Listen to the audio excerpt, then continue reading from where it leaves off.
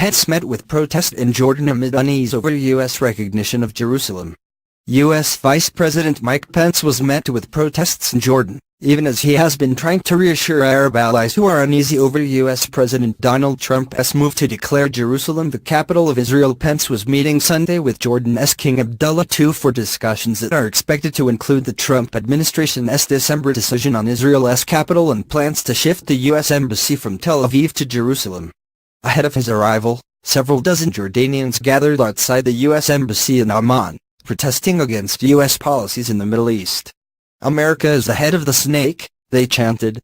Some held up a banner reading, "The envoy, Pence, of the Zionist American right wing is not welcome." Pence arrived in Jordan from Egypt, where the vice president said after meeting Saturday with President Abdel Fattah al-Sisi that he emphasized the U.S. commitment to the peace process between the Israelis and the Palestinian Authority. Pence said he assured Sisi the U.S. was committed to preserving the status quo with regard to holy sites in Jerusalem, and boundaries and other issues would be negotiated between the parties. "The United States of America is deeply committed to restarting the peace process in the Middle East," Pence said before departing for Jordan.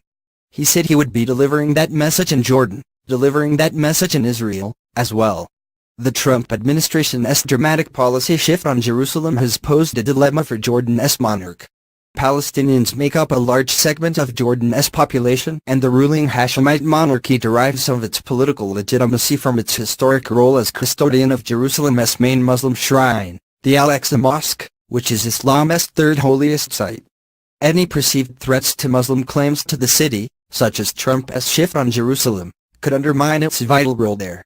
At the same time, Jordan relies on U.S. military and economic aid, $1.5 billion in 2015 and $1.6 billion last year, at a time of a worsening economic downturn and rising unemployment.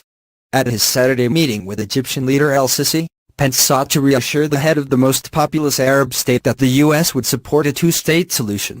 "We heard President Sisi out," Pence said after the meeting. "He said to me about what he said publicly about a disagreement between friends over our decision to recognize Jerusalem as the capital of Israel." Pence said he assured Sisi that we are absolutely committed to preserving the status quo with regard to holy sites in Jerusalem, that we